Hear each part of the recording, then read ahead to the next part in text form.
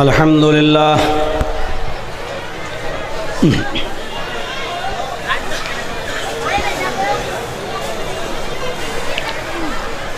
अल्हम्दुलिल्लाह नहमदुहु व नस्तईनुहु व नस्तगफिरुह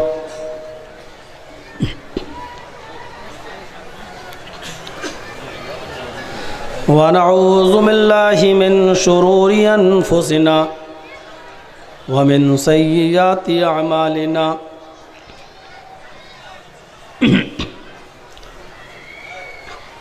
मन यहदिहिल्लाहु फला मुज़िल्ल लहु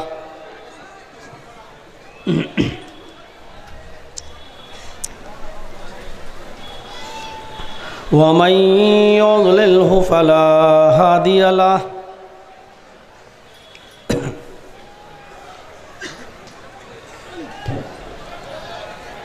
व अशहदु अल्ला इलाहा इल्लल्लाहु वहदहु ला शरीक लहु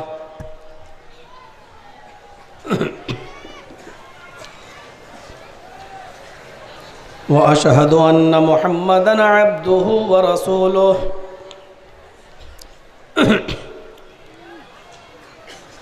अम्मा बअद फ़इन्न खैरल हदीस किताबुल्लाह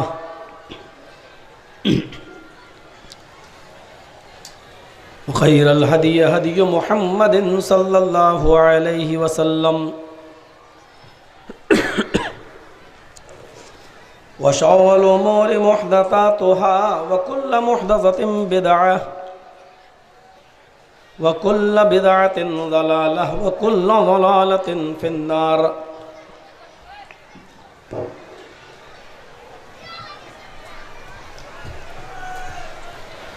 अऊज़ु बिल्लाहि मिनश शैतानिर रजीम।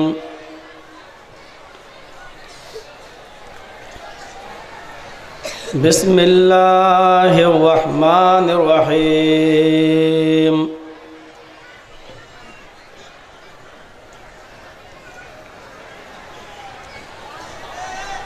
या अय्युहन नास इन्ना खलक़नाकुम मिन ज़करिन व उन्सा वजअलनाकुम शुऊबन व क़बाइल लितअरफ़ू इन्न अक्रमकुम इंदल्लाहि अत्क़ाकुम।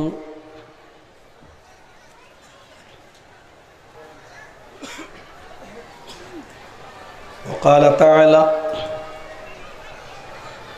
वमा अर्सलनाका इल्ला रहमतल लिल आलमीन।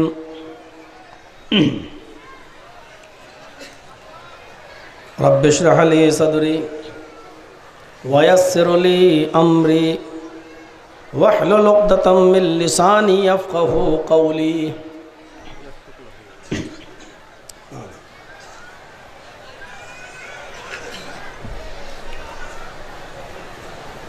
स्टेज पर तशरीफ़ फरमा मुअज़्ज़ज़ उलमाए किराम,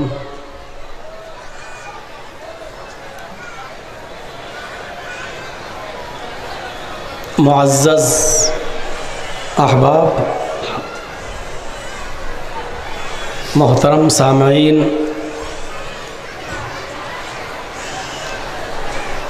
तारबागान धुलियान डिस्ट्रिक्ट मुर्शिदाबाद और उसके अतराफ़ व अकनाफ से आए हुए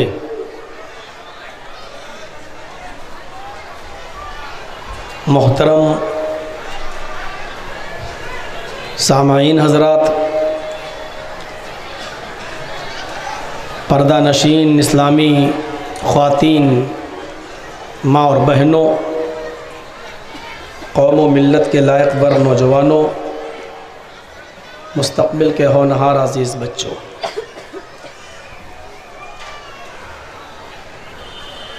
इस वक्त हमारे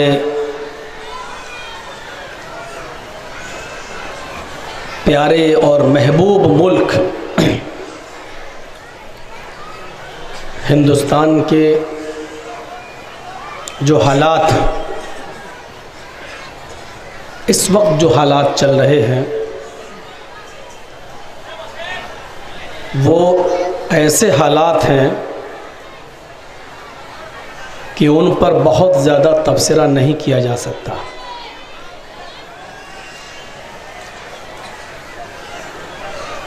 हम ये भी जानते हैं कि हमारे मुल्क की इस वक्त बड़ी बड़ी संस्थाएं और तंजीमें इस वक्त कैप्चर कर ली गई हैं, और हम ये भी जानते हैं कि इस वक्त हिंदुस्तान की जो कंडीशन, जो हालत है, उन हालात को बताने वाले जो हमारे देश का चौथा स्तंभ कहलाता है मीडिया, वो इस वक्त किसी एक फर्द के सामने और किसी एक पार्टी के सामने सजदा रेज है, नतमस्तक है, नाक रगड़ रहा है। सच्चाई बताने वाले ही जब झूठ को छिपाएंगे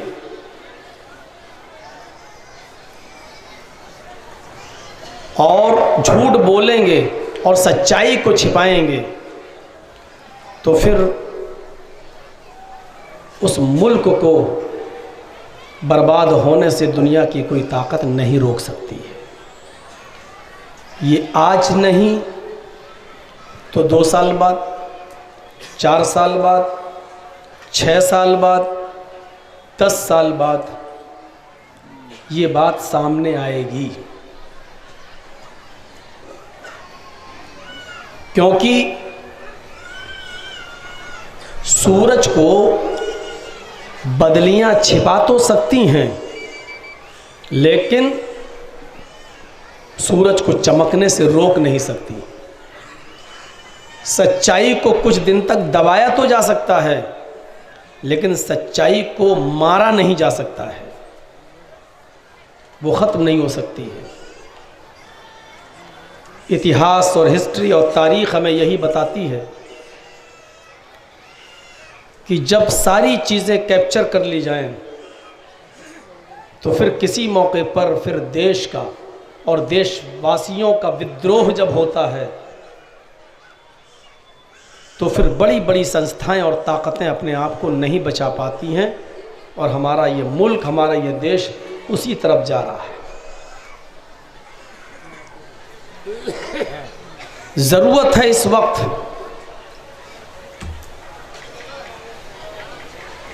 इस्लाम की तालीमात को आम करने की और दुनिया के हर मसले का हल इस्लाम की रोशनी में तलाश करने की। वो हम उसको देख सकते हैं, पढ़ सकते हैं और समझ सकते हैं। मैंने कल एक प्रोग्राम में कहा था मोहब्बतपुर के कि इंसानियत का और मानवता का सबसे ज़्यादा एहतराम अगर किसी मज़हब के अंदर है तो वो इस्लाम के अंदर है। सबको एक साथ लेकर चलने की दावत अगर कोई देता है तो वो इस्लाम देता है। अब ये क्या सिस्टम लेके बैठ गए भैया, सबसे बाद में आए और सबसे आगे आना चाह रहे हैं।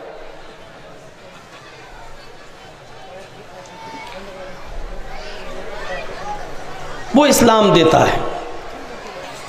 ये नारे तो बहुत नए लग रहे हैं, आज के ज़माने में लग रहे हैं, सबका साथ, सबका विकास, और अब झूठ की मंडी में एक और सब्जी आ गई है, सबका विश्वास। ये तो मंडी है,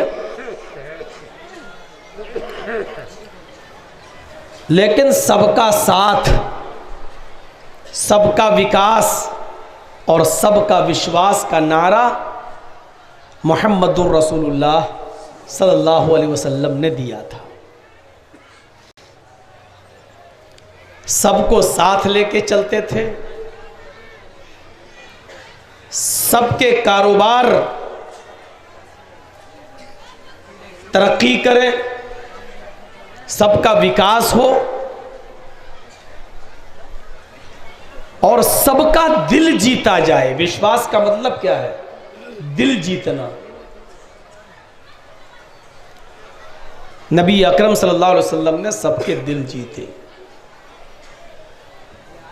और इन तीनों चीजों के लिए मेन चीज होती है रहम, कृपा और दया। अगर किसी इंसान के अंदर से रहम या रहमत निकाल ली जाए तो वो न तो सबको साथ लेकर चलेगा, न सबका विकास करेगा और ना ही सबका दिल विश्वास के जरिए जीत सकेगा। इन तीनों चीजों के लिए कृपा और दया और रहमत का होना बहुत जरूरी है।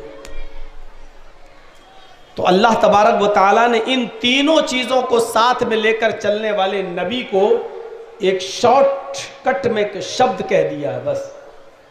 वो लफ्ज क्या है नबी के लिए? वमा अरसलनाका इल्ला रहमतल लिल आलमीन। लफ्ज रहमत में ये तीनों चीजें आ गई। और हमने मोहम्मद सल्लल्लाहु अलैहि वसल्लम आपको पूरे विश्व के लिए और पूरी दुनिया के लिए हमने आपको रहमत बनाकर भेजा है। जिसके अंदर रहमत होगी उसको बुरा लगेगा। एक इंसान रास्ते में पिट रहा है, जालिम शख्स होगा, वो कहेगा पिटने दो, मरने दो, हमारे बाप का क्या जा रहा, हमारा हम थोड़ी पिट रहे हैं।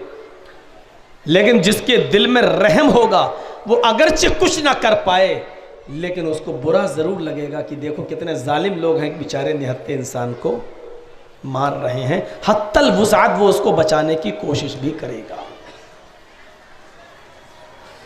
क्योंकि उसके अंदर रहम है।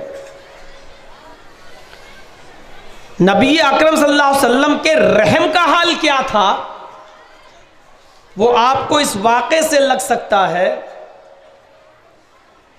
कि अल्लाह के नबी सल्लल्लाहु अलैहि वसल्लम ने सहाबाए किराम से इस वाक़े को बयान किया कि पहले ज़माने के अंदर एक औरत थी। बुखारी और मुस्लिम के सफ़हात पर इस वाक़े को देख सकते हैं आप कि पहले ज़माने के अंदर एक औरत थी, नमाज और रोज़े की तो बड़ी पाबंद थी लेकिन उसके अंदर रहमो करम नाम की कोई चीज़ नहीं थी। उसने एक बिल्ली को पकड़ लिया। ये वाक़े सुने होंगे आपने अपने उलमा से, लेकिन मैं अपनी बात को आगे बढ़ाने से पहले इन वाक़यात को लाकर आपका एक मिजाज बनाना चाहता हूं कि आपको आइडिया हो, अंदाज़ा हो। उस बिल्ली को बांध लिया और उसको भूखा और प्यासा रखा। न खाना देती थी न पानी देती थी। खाना पानी नहीं देती थी कि वो जिंदा रहे और उसको छोड़ती भी नहीं थी कि वो जंगल में चला जाए और शिकार करके अपना पेट पाल ले। कीड़े मकोड़े खाकर वो अपना पेट पाल ले। 3 दिन तक उसने बिल्ली को बांध के रखा। ये क्या कर रहा है?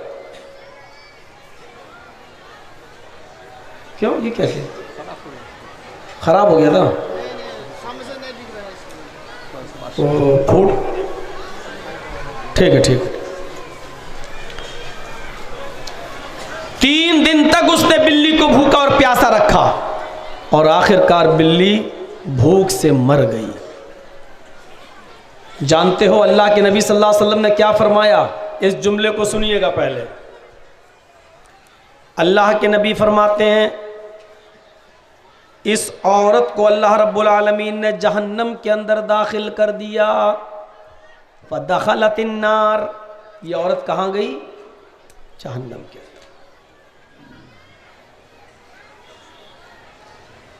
एक बिल्ली को भूखा और प्यासा रखकर मरने पे मजबूर कर दिया, कहां गई? जहन्नम। ये जुमले किसकी जबान से निकल रहे हैं? रहमतुल लिल आलमीन की। इन जुमलों को बताकर नबी अकरम क्या बताना चाहते हैं?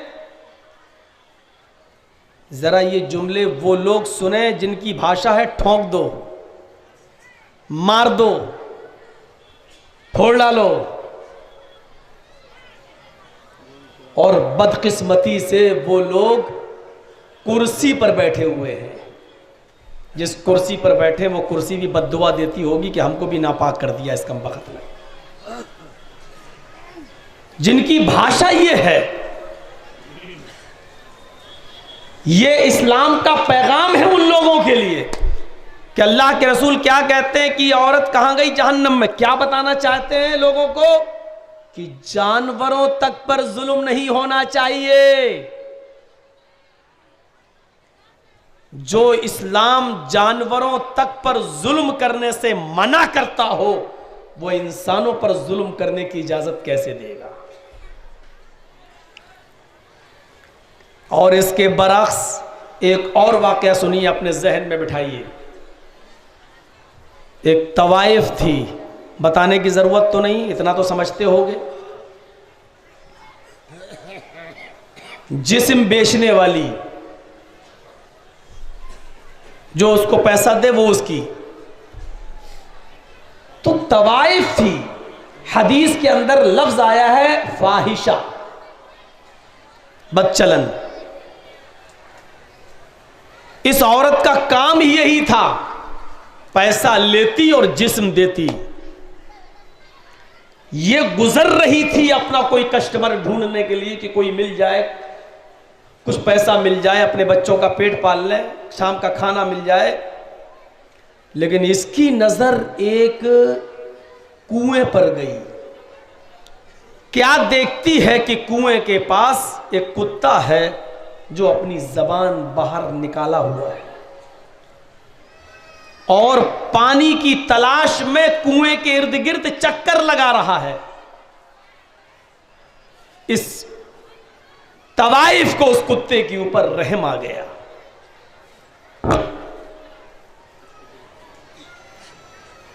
क्या हुआ? बैठ जाओ भाई।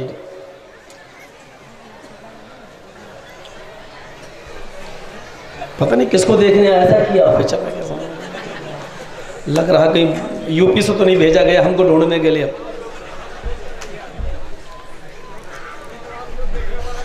एक बार कर लीजिए आप लोग, जिसको जो करना हो एक बार कर लो, बार बार डिस्टर्ब ना करो। आप भी ज्यादा फोटो खींच रहे हैं, आप मत खींचिएगा। लाओ हम कर लेते हैं, चलिए। जो पीछे आया उसका पीछे ही लगेगा। चलिए। उस औरत को उस कुत्ते के ऊपर रहम आ गया। हदीस के अल्फाज हैं, उस औरत ने, एक हदीस में आता है कि उसने अपनी ओढ़नी, अपना दुपट्टा उतारा, और एक हदीस में आता है कि उस औरत ने अपना मोजा, सॉक्स, मोजा उतारा। बहरहाल दुपट्टा हो या मोजा, उसने उसको एक रस्सी से बांधा और उसको पानी में डाला, कुएं में डाला, और उसको पानी से भर लिया, यानी पानी उसके अंदर जज्ब हो गया। जब उसने उसको खींचा तो उसके कुत्ते के पास लाकर उसको निचोड़ दिया। कुत्ते ने जबान से चाट चाट कर पानी को पी लिया, और वो उस वक्त तक ओढ़नी को या दुपट्टा, सॉक्स को डालती रही जब तक कुत्ते की प्यास बुझ नहीं गई और वो चला नहीं गया। कौन थी? तवाइफ। कौन थी? बदचलन। लेकिन कुत्ते को पानी पिलाया। अल्लाह के नबी सल्लल्लाहु अलैहि वसल्लम क्या फरमाते हैं कि ये औरत मरी, अल्लाह को उसकी ये नेकी पसंद आ गई, ये कहां दाखिल कर दिया इसको? दखलतिल जन्नह, इस औरत को जन्नत दे दिया। अल्लाह के नबी इस वाक़े को बताकर क्या बताना चाहते हैं कि बुरे से बुरा इंसान भी अगर उसके अंदर रहमत है, इंसानियत है, एक दूसरे पर रहमो करम करने का जज्बा है, तो अल्लाह रब्बुल आलमीन इसी जज्बे की कदर करता है। मेरे अल्लाह के हुकूक में कोई कमी है, अल्लाह माफ़ कर सकता है। नमाज रोज़े में कमी हुई, अल्लाह माफ़ कर सकता है। लेकिन उसने मेरी मखलूक पर रहम किया, अल्लाह को उसकी अदा इतनी पसंद आई कि उसको जन्नत के अंदर दाखिल कर दिया। पता चला कि नमाज और रोज़ा, और दूसरे शब्दों में कह दूं पूजा पाठ, बने रहो भगवाधारी और बने रहो मौलाना जर्जीज की तरह न मुल्ला, अगर रहमो करम नहीं है तो सब बेकार है। आओ इस्लाम की रोशनी में, कुरान और हदीस की रोशनी में देखो कि इंसानियत सबसे ज्यादा किस मजहब के अंदर पाई जाती है। आज हिंदू मुसलमान की बात नहीं, आज इंसानियत की बात कर रहा हूं। हर आदमी कहता है ना हम हिंदू हैं ना मुसलमान हैं, हमारा धर्म इंसानियत, सबसे बड़ा धर्म इंसानियत। अच्छा, ये आपको किसने बताया है? ये भी तो किसी धर्म की तालीम है। इंसानियत आपके अंदर होनी चाहिए। जिस धर्म ने इंसानियत को सबसे ज्यादा उजागर किया है और जिस मजहब ने इंसानियत का सबसे ज्यादा सबक दिया है और पढ़ाया है, वो मजहब है इस्लाम। इंसानियत, जिस मजहब का उसूल ये है वल्लाहि ला यूमिन वल्लाहि ला यूमिन वल्लाहि ला यूमिन, अल्लाह की कसम वो आदमी मोमिन नहीं, अल्लाह की कसम वो आदमी मोमिन नहीं, अल्लाह की कसम वो मुसलमान नहीं जो खुद पेट भर के खाना खा ले और उसका पड़ोसी भूखा सोया रहे। पड़ोसी कहा है, मुसलमान नहीं कहा है कि जिसका पड़ोसी मुसलमान। अब पड़ोस में रहने वाला हिंदू हो, मुसलमान हो, सिख हो या यहूदी हो या ईसाई हो, बुद्धिस्ट हो, जैनी हो, किसी भी धर्म का मानने वाला हो, ये आपकी जिम्मेदारी बनती है कि आप ये पता लगाएं कि उसके बच्चों ने खाना खाया या नहीं, हमारा पड़ोसी भूखा तो नहीं सोया है, उसके घर में चूल्हा जला या नहीं।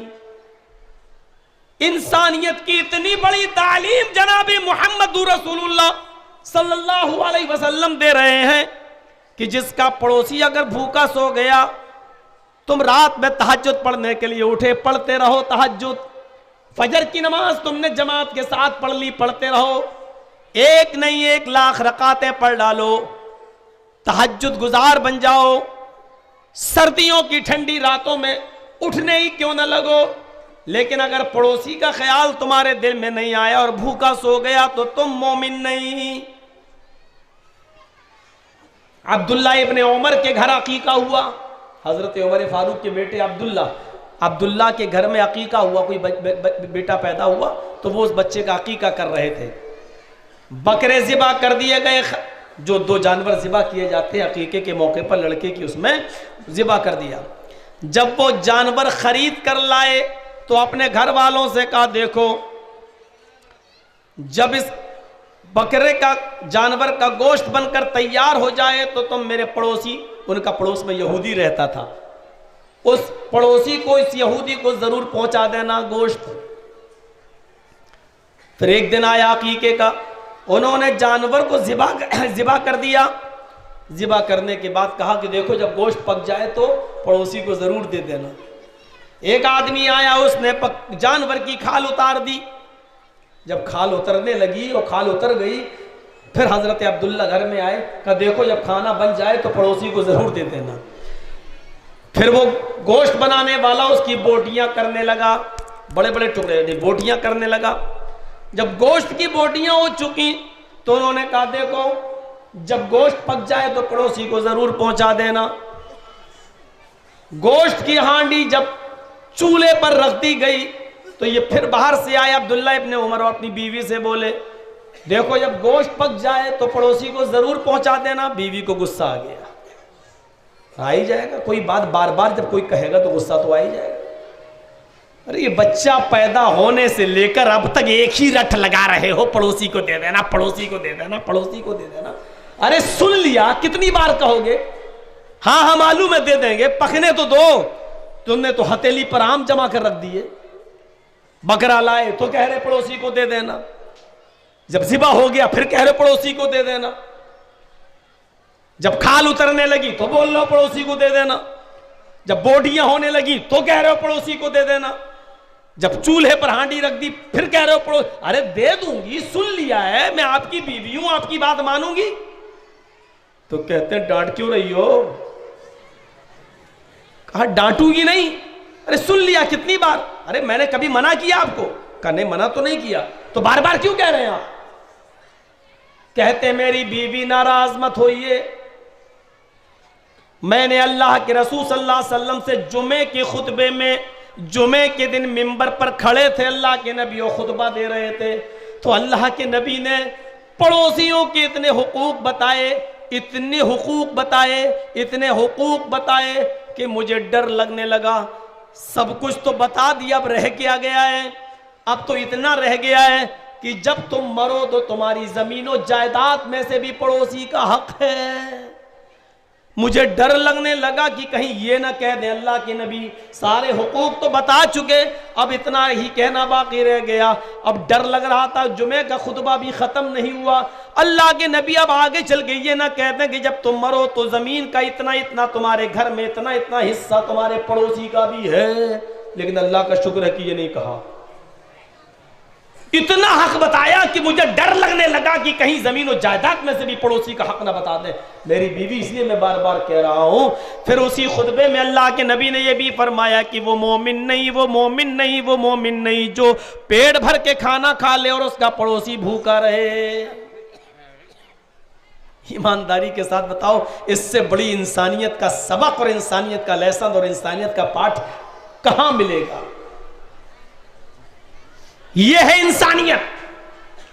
मजहब से ताल्लुक नहीं है, धर्म से ताल्लुक नहीं है, पड़ोस में रहने वाला कोई भी हो।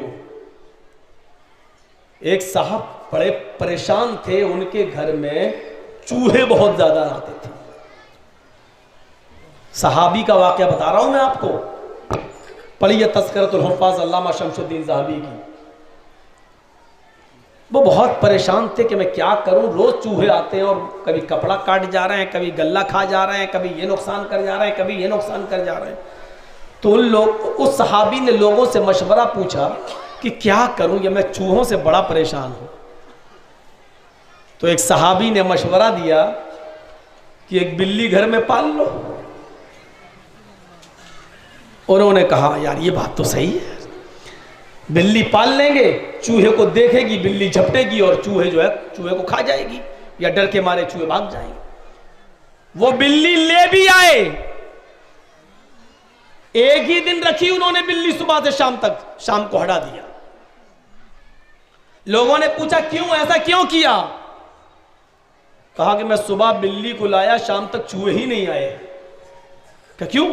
का एक चूहे को बिल्ली ने मारा, सारे चूहे समझ गए कि अब बिल्ली इसमें आ गई है, चूहों ने अपना रास्ता बदल दिया, अब आ ही नहीं रहे।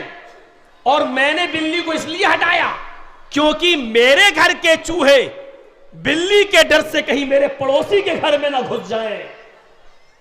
और अल्लाह के नबी ने यह फरमाया जो अपने लिए पसंद करो वो अपने पड़ोसी के लिए और अपने भाई के लिए, अपने मुसलमान भाई के लिए पसंद करो। जब चूहों को मेरे घर में रहना मुझे पसंद नहीं है तो मेरे भाई के घर में या मेरे पड़ोसी के घर में घुस जाए, ये मैं कैसे पसंद कर लूं? इसलिए मैं नहीं चाहूंगा कि बिल्ली मेरे घर में रहे और चूहे डर के मारे मेरे घर तो छोड़ दे और मेरे पड़ोसी के घर में चले जाएं और पड़ोसी को वही नुकसान पहुंचा जो मुझे पहुंचा रहे थे। नहीं नहीं नहीं, पड़ोसी का मकाम बहुत बड़ा है। उन्होंने कहा मेरे घर को ही नुकसान पहुंचाने दो, मैं बिल्ली को हटा दे रहा हूं। इतना ख्याल रखा जाता था पड़ोसी का। हमारे यहां क्या होता है, कितनी बड़ी गलती की है आपने इन औरतों को इतना करीब जगह देने की। औरतें कभी जलसा सुनने आती ही नहीं है, ये क्लियर है। और फिर आप मर्दों के बीच में खड़ा कर रहे हैं, बिल्कुल बीच में। अरे जब बीवी के आगे शौहर की नहीं चलती तो औरतों के आगे यहां मर्दों की चलेगी? ये चुप नहीं हो सकती हैं। ये आएंगी तो अपनी चप्पल दिखा रही होंगी, कहाँ से लाई